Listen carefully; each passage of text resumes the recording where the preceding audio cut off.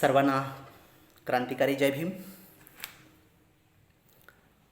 मी आपल्यासमोर आज आंबेडकर भारत यातील पहिली कथा आपल्यासमोर ठेवतो आहे. आपण ती अतिशय काळजीपूर्वक ऐकाल अशी अपेक्षा व्यक्त करतो आणि माझी कथा मी सादर करतो. काय करू? सुभेदार यांच्या अंतःकरणातून व्याकुळ उद्गार उठले. भिवाचे भवितव्य घडवायचं आहे, पण घरात अतिशय अल्प आवाक आहे. आणि भिवा तर जसा अतिशय संवेदनक्षम आहे तसाच हुडी आहे. वस्तीतील त्याच्या सोबतीची काही पोरं तर गिरणीत जाऊ लागली, 2 पैसे कमवू लागले. त्यांचे पाहून आणि घरातील ओढाताण पाहून तो कुठल्याही क्षणाला शाळा सोडू शकतो, नोकरी धरू शकतो. सातारला असताना हमाली करायला गेला नव्हता काय? हे दैन्य झाकायचे कसे? वादळाप्रमाणे अणावर असलेल्या भिवाला काबू ठेवायचे कसे? सिकत ठेवायचे कसे?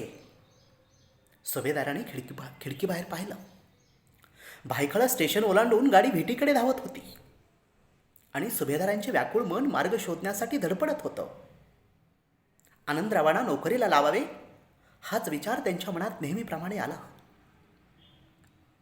आनंदरावांनी नोकरीला लागून संसाराचा आणि भिवाच्या शिक्षणाचा भार उचलणे जरुरीचे आहे. त्याशिवाय दुसरा मार्ग नाही. पेन्शन आणि उसनवार करून दारिद्र्य झाकता येणार नाही. आणि एकदा का ते भिवाच्या लक्षात आले तर कसलाही विचार न करता आणि कोणाचे एवढेही न ऐकता तो नोकरी धरील. ह्या कानाच्या त्या कानाला कळू देणार नाही. आणि मग सुभेदारांना पुढचा विचारच सहन होईना. ते भलतेच बेचैन होऊन गेले.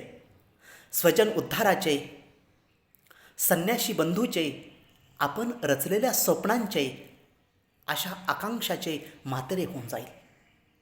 सुभेदार हे नुकसान होऊ द्यायला तयार नव्हते. त्यासाठी ते प्राण द्यायलाही तयार होते. त्याबदली त्यांचा लाडका लेक स्वजन उद्धारासाठी शिकला पाहिजे. भिवा तल्लक आहे. विजयसारखा तीव्र आहे. दुःख, दैन्य, अन्याय, असत्य त्याला सर्वापेक्षा आधी दिसतं, कळतं. त्याच्या शीघ्र संतापाचे कारण देखील हेच आहे. ह्या त्याच्या अधिक दिसण्यात आहे. त्याला सर्व काही दिसलं पाहिजे. एवढेच नव्हे, त्याचे पाहणे अधिक सखोल विस्तृत झालं पाहिजे. म्हणून त्याने का शिकले पाहिजे, ज्ञान का वाढविले पाहिजे हे कळून येईल. आणि असे झाले म्हणजे तो ब्राह्मणासारखा दांभिक, साहेबासारखा उन्मत्त होणार नाही. त्याच्या ठायी करुणेची, सेवेची भावना वाढेल. गरीब, दुबळ्या, अज्ञ स्वजनाबद्दल त्याला तुच्छता व तिरस्कार वाटणार नाही. ब्राह्मण होऊन, साहेब होऊन उपयोग काय? शिकले तर पाहिजे, सामर्थ्य तर मिळविले पाहिजे. पण हे सर्व काही लोकांसाठी, गरीब, दुबळ्या स्वजातीच्या उद्धारासाठी. ज्योतिराव फुले, वळंकर गोपाळराव यांचं सांगणं हेच होतं. म्हणून ते ब्राह्मणाविरुद्ध बोलू लागले. लोकांना शिकवू लागले, शिका पण ब्राह्मण होऊ नका, शिका पण साहेब होऊ नका. गाडी स्टेशनामागे स्टेशने ओलांडीत होती. सुभेदार खिडकीबाहेर बघत होते. आपल्याच विचारात मग्न होऊन गेले होते. भिवाच्या भवितव्याचा विचार करण्यात देहभान हरवून बसले होते.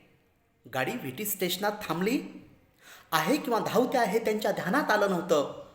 पण डब्यातील ऑफिसला जाण्याच्या धानलीत असलेले प्रवासी पटापट उठून बाहेर पडत होते आणि प्रत्येकाचे लक्ष लष्करी रुबाबात, ताठमान, ताठकंबर, कमरेला तरवार असलेल्या लष्करी गणवेशातील गोऱ्यापान तरतरीत सुभेदाराकडे जात होती.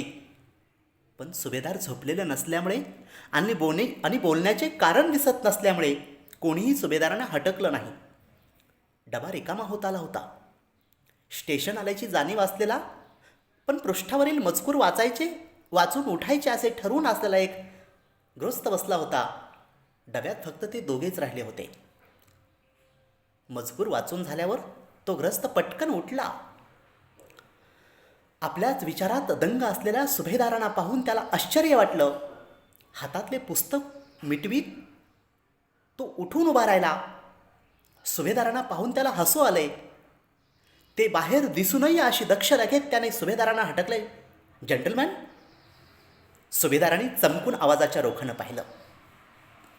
समोर डोक्यावर पुणेरी पगडी, गळ्यात घडीचे करवती काठी इस्त्रीचे उपरणे, अंगात काळा गळाबंद गरम कोट, पॅन्ट, बूट घातलेला गोरा पान ब्राह्मणग्रस्त उभा होता. थँक्स. आणि सुभेदार धडपडून उभे राहिले. त्यांची ती भरदार उंची आणि कमरेची तलवार पाहून त्या ब्राह्मणग्रस्ताला बरे वाटले, बोलावेसे वाटले. तो सुहास्य करीत म्हणाला, तसे काही नाही, फक्त लक्षात आणून दिले. आपला फार आभारी आहे. हे नम्र आणि सफाईदार इंग्रजीतील उत्तर ऐकून तो ग्रस्त खुश झाला आणि आपलेपणाची जाणीव देणारी नजर टाकत तो पुढे झाला. सुभेदारांना एका विद्वान ब्राह्मणाने आपल्याला हटकले याचा आनंद झाला. ते पटकन डब्यातून खाली उतरले. तसे त्यांना वाटले, एका विद्वान ब्राह्मणाला आपल्याशी बोलावेसे का वाटावे? केवळ आपल्या अंगावर लष्करी गणवेश आहे म्हणून, की शुभ शकुन आहे, की अपशकुन आहे म्हणून? नाही नाही, अपशकुन होणार नाही. कारण पंचांग, मुहूर्त आणि मनोदेवता या सर्वांचं सांगणं आहे की आजचा दिवस शुभ आहे. सुभेदार या आठवणीने आणि ब्राह्मण स्वतःहून बोलला या जाणीवेने आनंदित होऊन गेले. भराभर पावले उचलीत चालू लागले. स्टेशनाबाहेर पडले. कोर्टाकडे मार्टिन साहेबाच्या ऑफिसात जाण्यासाठी जाऊ लागले. मार्टिन साहेब तसे खूप ओळखीचे होते. साताऱ्याला असतानाचा परिचय होता आणि कोणताही लष्करी गडी लष्करी गाड्याचा शब्द सहसा नाकारीत नसतो, तर मदत करीत असतो. आणि मार्टिन साहेब मदत करणारच. आपण त्याला आनंदला नोकरी लागणे किती जरुरीचे आहे हे सहज पटवून देऊ शकतो. त्याच्या नोकरीमुळे भिवाच्या सर्व हौशी व शिक्षण कार्याला पैसा मिळेल, घर संसार चालेल हे आपण त्याला सांगू शकतो. सुभेदार या विचाराने खुश होऊन गेले. भराभर पावले उचलीत चालू लागले. जसजसे ऑफिस जवळ येऊ लागले तसतसे त्यांच्या हालचालीत लष्करी शिस्त येऊ लागली. ऑफिसची दगडी इमारत जवळ आल्याची जाणीव होताच त्यांचे मन पुन्हा कल्पनेत शिरले. त्यांना वाटू लागले, भिवा मॅट्रिक झाला की त्याचे लग्नकार्य उरकून टाकता येईल आणि एका मोठ्या आणि शेवटच्या जबाबदारीतून सुटका होईल. तसे त्यांना भिवासाठी त्यांनी कशा मुली पाहिल्या आणि कशा नाकारल्या, त्यामुळे ज्ञाती पंचायतीचे लोक कसे रागावले हे आठवले आणि त्यांना हसू आले. ते मनातल्या मनात उद्गारले, भिवासारख्या रत्नासाठी रत्नासारखीच मुलगी शोधायची, नाही तर मग काय कुठली घोरपड त्याच्या गळ्यात बांधायची. ज्ञाती पंचायतीला काय देवदंड, पण भिवासाठी लाखातून एक शोधून काढलीच पाहिजे. तो काय असा तसा आहे? भिवाचा विचार मनात आला की त्यांना नेहमी होतो तसा आताही आनंद झाला. आणि ते असे प्रसन्न असतानाच त्यांचे लक्ष मार्टिन साहेबांच्या ऑफिसच्या इमारतीकडे गेलं. त्यांना तो शुभ शकुन वाटला. मोठ्या आनंदाने इमारतीच्या पायऱ्या चढून ते वर गेले. दरवानाने त्यांना निरखून पाहिले, ओळखले आणि मोठ्या इतमामाने सलाम ठोकला. एवढा भारी नमस्कार आपल्याला का भेटला याचा ते विचार करू लागले. याचे कारण सापडे ना, तेव्हा त्यांनी ठरवून टाकले, आपण येथून विजयी होऊन जाणार याचंच हे निदर्शक आहे आणि आपले काम होणार या आनंदातच. त्यांना दरवानाने दाखवलेल्या जागेवर ते जाऊन बसले. तसा तो जवळ येऊन मोठ्या नम्रतेने म्हणाला, सर मुझे पहचाना नाही. तसे आपल्याच आनंदात असलेले सुभेदार त्याच्या तोंडाकडे पाहू लागले, आठवू लागले, पण त्यांना दरवानाला कुठे पाहिले असल्याचे आठवेना. ते अति आपलेपणाने म्हणाले, भाई माफ करना, पण मुझे कोई याद नहीं आता. उम्र की ओर देखना और मुझे माफ करना. नाही नाही सर. सुभेदारांचा नम्रपणा, सोज्वळपणा जशाचा तसाच आहे हे पाहून तो सद्गदित होऊन म्हणाला, नहीं सर, मैं आपका स्टूडेंट्स था. बंदूक आपने ही मुझे सिखाई. अफगानिस्तान में मैंने बहुत बहादुरी से बंदूक चलाई. एक टांग गई पर मैं आपका नाम रोशन किया. माय बॉय. सुभेदारांना त्याचे नाव, धर्म, प्रांत, भाषा काही माहीत नव्हते. तरीही ते प्रेम स्नेहाने उचंबळून आले, कारण त्याने युद्धात आपला अमूल्य पाय घालविला होता आणि सुभेदारांचा आपलेपणा खराखुरा आहे हे जाणून तो दरवा नम्र होऊन गेला होता. माय बॉय, आपका नाम क्या था? शेख मुजीब. शेख, मुझे बहुत खुशी हुई. बहुत बहुत दिनों के बाद मैं अपने जवान से मिला. सर, किस काम के वास्ते आए थे? सुभेदारांनी पटकन आपल्या खिशातून कागदपत्रे काढली आणि ती दरवानाच्या हातात देत म्हणाले, लड़के की नौकरी के लिए. सख्त जरूरत है. ह्या देव माणसाच्या अडचणीच्या काळात आपल्याला मदत करता येत नाही आणि हा कुत्र्याची अवलाद असलेला गोरासाहेब एवढीही मदत करणार नाही याची त्याला एकाच वेळी चीड आली. त्याला दुःख वाटू लागले, संताप येऊ लागला. सर, तो कळवळून म्हणाला, यहाँ नहीं आना चाहिए था. क्यों? एकदम बंदर है, काम बिल्कुल नहीं करेगा. मेरी पहचान है, बहुत चढ़ गया है, कुत्ते की तरह किसी की भी उसको मुरवत नहीं. देखो तो. दरवान कागदपत्रे आत घेऊन गेला. पण बराच वेळ झाला तरी तो परत येईना. तेव्हा त्याच्या म्हणण्याचा अर्थ त्यांना कळू लागला. प्रारंभी त्यांना वाटले होते की मुसलमान लोकांना ब्रिटिशाबद्दल मनापासून तिरस्कार वाटत असतो. तो पारंपरिक तिरस्कार तो व्यक्त करतोय, पण त्याच्या म्हणण्यात तथ्य आहे असे त्यांना वाटू लागले. तर दुसऱ्या क्षणाला त्यांच्या मनात आले की साहेब आठवण करीत असेल. ओळख पटल्यावर त्यांनी हाताखालच्या अधिकाऱ्यांना बोलावून घेतले असेल. जागा आहे की नाही याची चौकशी होत असेल. नसेल तर जागा कशी उपलब्ध करता येईल याचा विचार विनिमय चालला असेल. आणि या सर्व गोष्टींना वेळ लागणारच. साहेबाला आपण साम्राज्य सरकारची सेवा किती निष्ठेनं प्रामाणिकपणे केली आहे हे जाणवत असणारच. आणि त्यामुळे तो विनंती नाकारणार नाही, कदापि नाही, असा ते विचार करीत असताना दरवान त्यांच्या जवळ आला आणि नम्रपणाने वाकून म्हणाला, सर, आपको बुलाया है. थँक्स शेख साहेब. आणि सुभेदार उठून उभे राहिले. दरवानाने नमस्कार केला आणि सुभेदार पोशाख तलवार ठीकठाक करीत शिस्तीने पुढे झाले. जाईये. दार लोटून सुभेदार आत गेले. साहेबाला लष्करी इत्मानाने सलाम केला आणि शरीर ताट ठेवीत आपली ओळख दर्जा सांगू लागले. तसा साहेब ओरडला, जरूरत नहीं, यहाँ जगह नहीं, आप जा सकते हैं. बरं सर. पण मार्टिन साहेबाने त्यांनी पुढे काही न बोलता बाहेर जावे म्हणून जोराने बेल दाबली. सुभेदारांना असे कोणीही वागविले नव्हते, असा अपमान केला नव्हता, असा उद्धटपणा केला नव्हता. त्यांना साहेबाची आणि स्वतःचीही भयंकर चीड आली. एवढी की त्यांचा हात तरवारीच्या मुठीकडे धावू लागला. पण तरवार उपसण्यात अर्थ नव्हता. भिवानं मोठं करायचं होतं. आनंदाचा संसार मांडायचा होता. क्षणभराचा राग पुढे प्रकाशाऐवजी काळोखच पसरविणार होता. ते स्वतःला शांत करीत बाहेर आले.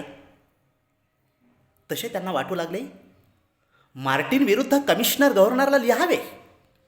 त्याने त्यांच्या अंगावरील गणवेशाची, सन्माननीय पदकांची, तरवारीची उपेक्षा केली. हा अपमान व्यक्तीचा नसून साम्राज्याचा आहे असे गव्हर्नरला लिहावे काय?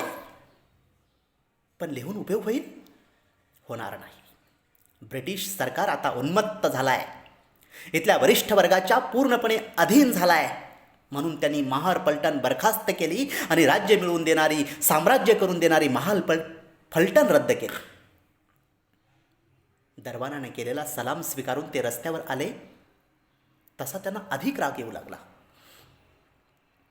अपमान असह्य होऊ लागला. त्यांना वाटू लागले, या परक्या लोकांसाठी आपल्या अनेक पिढ्या लढल्या, जीव कुर्बान केले, राज्य साम्राज्य मिळवून दिले. त्या शूरवीरांची ही उपेक्षा. आम्ही लढलो नसतो तर हे मुठभर लोक एवढे मोठे साम्राज्य विस्तार करू शकले नसते. पण आमच्या शौर्यावर सर्व मिळवून स्थिर मजबूत करून किचनेर साहेबाने महार पलटण रद्द केले का? तर वरिष्ठ हिंदूंना, अस्पृश्य अधिकाऱ्यांना नमस्कार करायचा नाही म्हणून. उच्चवर्गीय हिंदू हा अपमान समजून 1857चे बंड पुन्हा करतील म्हणून? हे कायद्याचे राज्य आहे? ही तर पेशवाई. ही गोरी पेशवाई मोडून काढणारे बंड झाले पाहिजे. करावे कोणी? 1857चे बंड करणारे उच्चवर्णीय हिंदू आता बंड करणार नाहीत. त्यांना सर्व मिळालं आहे. राज्य त्यांच्याच हातात आहे. धनद्रव्य त्यांना मिळते आहे. गादीवर गोरे असतील पण राज्य उच्चवर्णीय चालवतात आणि त्यांना पाहिजे तसेच चालवितात. सर्व काही त्यांचेच झालं आहे. डॉक्टर, वकील, इंजिनियर, व्यापारी, पुढारी, जहागीरदार, सरदार, सावकार तेच आहेत. सैन्यात देखील तेच आहेत. सर्व ठाई ते आहे. सर्व त्यांचेच आहे. त्यांनाच मिळते. त्यांच्या मनाप्रमाणेच होते. राज्य म्हणून दुसरे काय असते? राज्य त्यांचेच आहे. मार्टिन साहेबांचे वागणे त्यांच्याप्रमाणेच आहे. काय करावे? कसे करावे? कशी कोणी फोडावी? भिवा तर असा लहान एवढासा. सुभेदार बेचैन होऊन गेले. पावलोपावली त्यांची बेचैनी वाढू लागली. तसे सर्वत्र आपले शत्रूच आहेत असे त्यांना वाटू लागले. काळे गोरे सर्व आपल्या विरोधात उभे आहेत असे वाटू लागले. तशी त्यांना भीती वाटू लागली. आणि नेमक्या त्याच वेळी त्यांना आपल्या लाडक्या लेकाची आठवण झाली. आपण कायद्याच्या, ते पालन करणाऱ्या गोऱ्या सरकारच्या विश्वासावर भिवाला एवढ्या दूर पाठवतोय. रस्त्याने, गाडीमध्ये, शाळेत त्याचे रक्षण करणारे कोणी नाही. शत्रू तर फार सर्वत्र.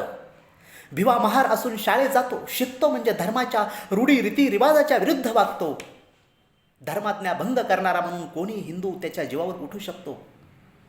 असे झाले तर सुभेदार थरारून गेले. त्यांचे काळीज लटलटा कापू लागले. ते भयभीत होऊन तटकन उभे राहिले. क्षणभर त्यांना काही सूचना असे झाले. काय करावे? शाळा सोडायला लावावी? आणि मग अंधार. भविष्य खोटे ठरेल. आशीर्वाद निष्फळ होतील.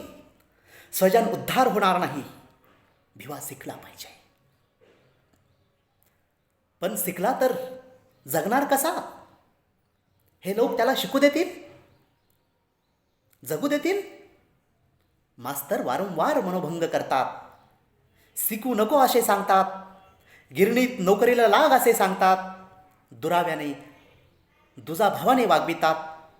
तरी तो शिकतोय, पास होतोय आणि जगतोय. म्हणजे कायदा आहे. कायद्याचे भय आहे. आणि मी पण आहे. हिंदू उच्चवर्णीयांच्या मनाप्रमाणे मी होऊ देणार नाही. आकाश पाताळ एक करीन. लंडन वॉशिंग्टनला कळवीन. अगे जग खडबडून उठवीन. आणि जग माझ्या बाजूने उठते आहे. आताचे जग त्यांचे नाही, माझे आहे. गरीब दुबळ्यांचे आहे. म्हणून सर्वत्र गरिबांचे उठाव होत आहेत. भिवा शिकेल, मोठा होईलच. सुभेदार चालू लागले. क्षणाक्षणाला त्यांच्या पावलांची गती वाढू लागली. भीतीने हस्तगत केलेली चेतना भीतीच्या मिठीतून सुटून शरीरभर पसरू लागली. अंतःकरणातील व्याकुळता कोसळून पडली. ते गपकन उभे राहिले. त्यांचा हात भरकन तरवारीच्या मुठीकडे गेला आणि लक्ष समोरच्या इमारतीच्या शिखराकडे गेले. समोर व्हीटी स्टेशनची इमारत होती. इमारतीच्या कळसावर व्हिक्टोरियाचा पुतळा हातात मशाल घेऊन उभा होता. व्हिक्टोरियाच्या हातातील उंचावलेली मशाल पाहून त्यांच्या अंतःकरणात प्रकाश पसरला. शरीरात उत्साह उसळला. त्यांना वाटले भिवा असाच मशाल घेऊन येणार. 10 दिशात प्रकाश वाटणार. आणि या कल्पनेने ते आनंदित होऊन गेले. तरुण तेजस्वी भीमाचे चित्र रंगवीत, त्यात सात्विक शौर्याचे रंग भरीत ते रेल्वेच्या मुख्य ऑफिसच्या आवारात शिरले. कंधार आघाडीवर लढलेले जॉनसाहेब रेल्वेचे मोठे अधिकारी होते. बोलता बोलता त्यांची लाळ गळत असे. स्वभावाने माणूस एकदम सात्विक, साधूसारखा. त्या दोघांचे खूप पटत असे. सुभेदारांचे आवडते कबीराचे दोहे त्यालाही आवडत असत. दोघांनी मिळून अनेक दोह्यांचे इंग्रजीत भाषांतर केलं होतं. जॉनसाहेब आपले काम करणारच. आपले आनंदाने प्रेमाने स्वागत करणारच. आनंद नोकरीला लागलाय. नकार मिळणे शक्यच नाही. आणि आता भिवाचे शिक्षण निवांतपणे चालणार. ते मोठ्या उत्साहाने पावले उचलीत पायऱ्या चढू लागले. वर जाऊ लागले. एक हात तलवारीवर होता आणि अंतःकरणात तलवारीसारखाच पोलादी तीक्ष्ण आशावाद वाढत होता. इथे ही पहिली कथा संपली. आपण यानंतरच्या भागामध्ये दुसरी कथा ऐकूया. थँक्यू. जय भीम.